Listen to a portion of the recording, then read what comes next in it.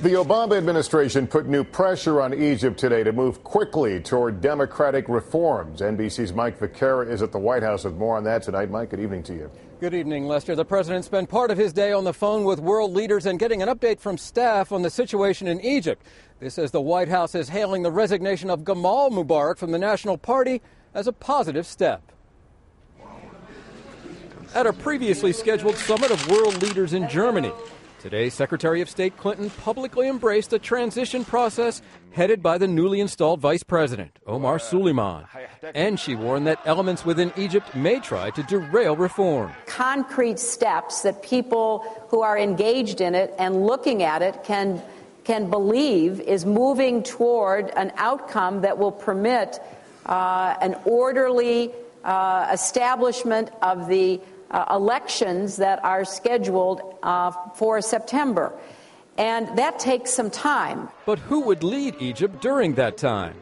While President Obama and other U.S. officials have not publicly called for Mubarak to step down before September elections, in recent days they have left little doubt that they think he should do so soon. The key question he should be asking himself is, how do I leave a legacy behind in which Egypt is able to get through this transformative period? My hope is that he will end up making the right decision. But addressing the summit in Germany today, Frank Wisner, the man Mr. Obama sent just days ago to speak personally with Mubarak, says that for now, the Egyptian president should stay put. The president must stay in office in order to steer those changes through. I therefore believe that President Mubarak's continued leadership is critical. Both Wisner and the White House say that he was not speaking as a U.S. official.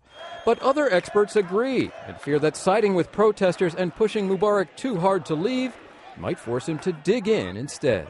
What really matters in Egypt isn't what happens in the next day or two. It's not whether Hosni Mubarak is the president of Egypt. What really matters is what's the process to move behind, because there's to move beyond him.